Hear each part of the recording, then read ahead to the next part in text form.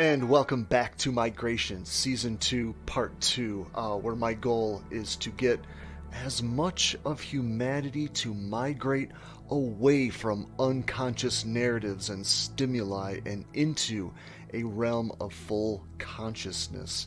If you've been keeping up with this series, you know that the one thing I've really been hammering into your attention lately is a model of looking at reality from the perspective of the universe as a whole, as one massive coherent structure.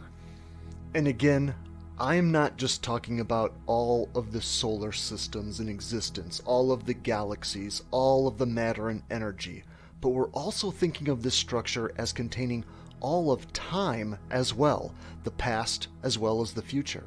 So when I say we should accept this model of the universe as if it were one massive churning structure, I am literally including everything that has and ever will happen everywhere.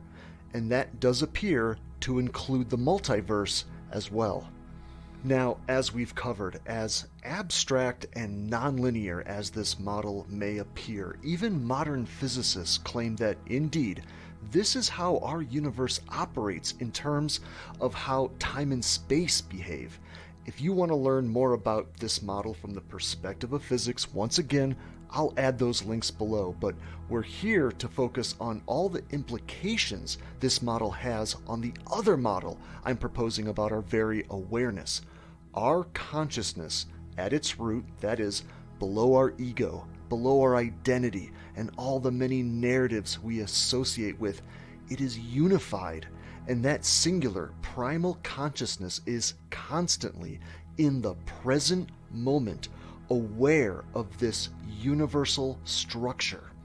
Okay, so great. How do I experience that larger consciousness that I'm supposedly connected to? I have two answers to that question. One answer is, oh, trust me, you're going to once again.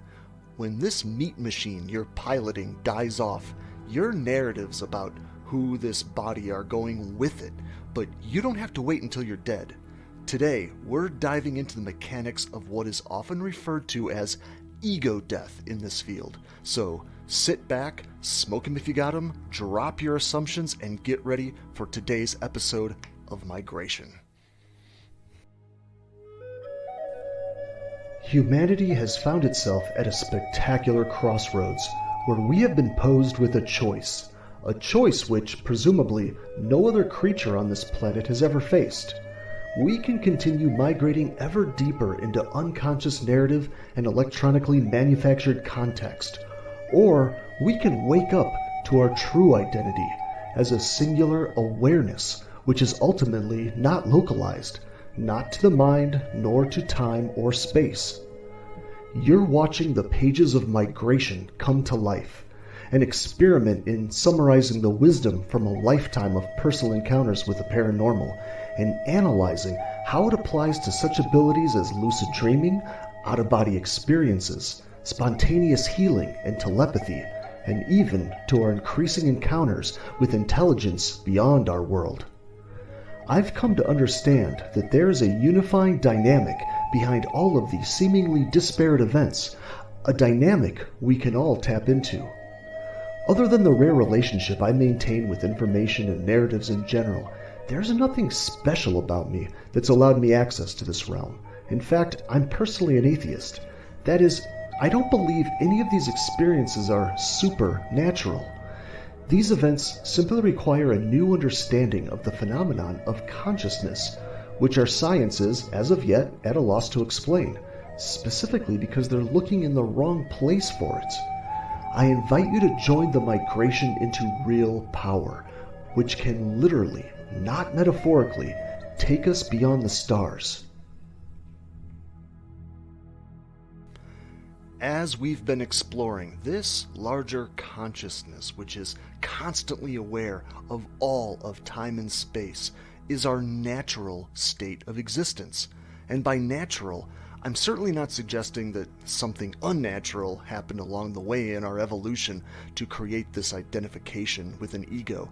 I'm simply saying that this universal perspective of time and space is the only state which requires no effort.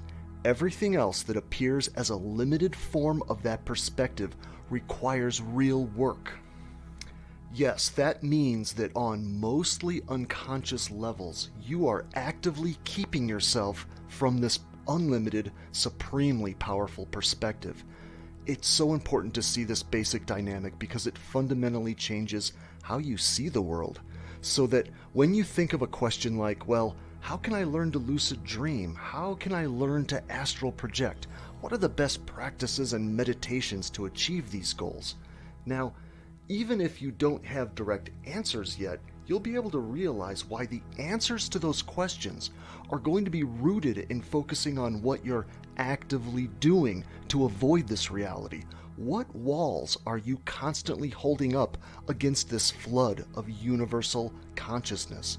And once you can pinpoint what activities you're specifically doing, again, mostly unconsciously, then you can learn how to dismantle them and control them at will. If you've been following my line of reasoning, then hopefully you're starting to ask the right questions, which is a huge step in and of itself, because so often we don't appreciate that even our questions are filled with assumptions. When you ask something like, well, how can I wake up in my dreams? You may be assuming it's natural to be unconscious, unaware, and there's some hill to climb to become awake. Instead, you should be asking, how is it even possible that I believed I was ever unconscious? It's why I say in my books, in my articles, and in this series that enlightenment is the easiest goal to achieve. In fact, it's so simple, your brain doesn't even know what to do with it, and we make it difficult. With this new perspective, we should be asking questions like, okay, so if our consciousness really is aware of all of time and space, then why do I ever feel trapped in my body? How do we go from this down to this? If I had to nail down the primary mechanism that gets us from this perspective down to this perspective, I'd say the primary culprit is our internal narratives that are obsessively pointing back in one way or another to a vague mass of energy and information that you call you. Now, of course, we can't just take the entirety of our ego out and somehow project it in front of ourselves and kind of examine it, but what if we could? Let's take a closer look at this mask we're wearing that shuts our universe down from the wave down to the particle. Let's imagine we're in some alternate dimension where we can literally step inside this projection of our ego. Now, if I stepped inside my own ego, I can find massive amounts of information. Everything I've come to identify with in this lifetime. More information that I could ever hold in my mind at any one time.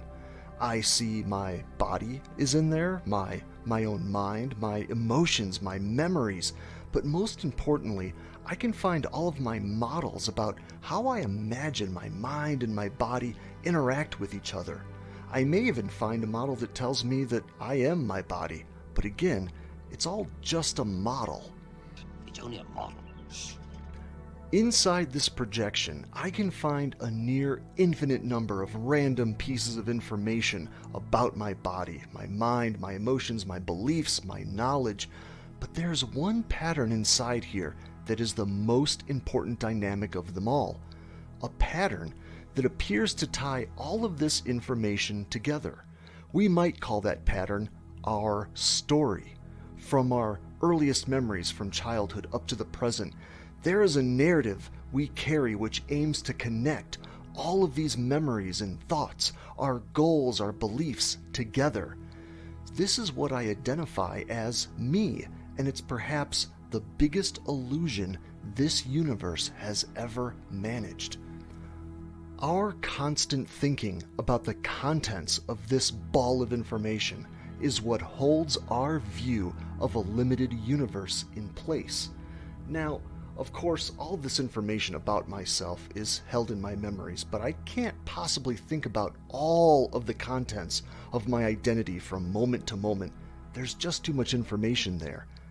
In fact, We generally don't even hold our story that connects all of this mess together in our mind because even that is too large. But we don't have to in order for this illusion to work. What we do instead is we refer to it in smaller ways 1,000,000 times a day. That's right. Every thought you carry, every hope, every plan, every emotional response to what has happened or what you imagine will happen points back to this massive ball of information that you call you. The ego is a mountain of information upheld with 1,000,000,000 toothpicks, which we call our thoughts. Okay, so let's go explore just one of these little toothpicks that's holding up this massive mountain of information we have. If we examine just one of them, it may be something as simple as, I need to get up early tomorrow so I can run that errand before work. It seems unremarkable in and of itself, but that basic commonplace narrative is pointing back to the larger perspective of who you feel you are, what your values are, and what you feel is necessary to make sure your body and mind, which makes this ego possible, is able to continue to survive and thrive. With that in mind, you can see why the mind is reluctant to stop its constant spinning. The mind believes your very existence depends on it. Now, of course, each person is going to have their own specific kinds of thoughts they use most to support their ego. If you want to see what yours are, simply try to meditate for 10 minutes. I guarantee your mind is going to show you very quickly which thoughts it likes to use the most to support that giant ball of information we call the ego. The ego's need for constant support is why the mind resists meditation and similar practices at every turn. It resists silence in any way it can. But as I, along with millions of meditating monks who have tread this planet before me, will tell you, the core fear that you will literally be obliterated by quieting the mind is yet another illusion. We don't need to kill the ego. When we talk about ego death, hopefully we're not literally trying to somehow destroy our identity. Meditation, astral projection, lucid dreaming, psychedelic experiences, all of those will simply change your relationship with the ego. Those practices will help you see, oh, that's right, this isn't me at all. It never was. I'm the boundless awareness that witnesses all of this happening. And when you see that, the less you will cling to those thoughts, the less you will cling to your cage. And that is the path we're after to eliminate our ridiculous, unfounded fears of this larger, universal consciousness. And from there, we can step beyond the narrow, limited view from the ego's perspective without fear.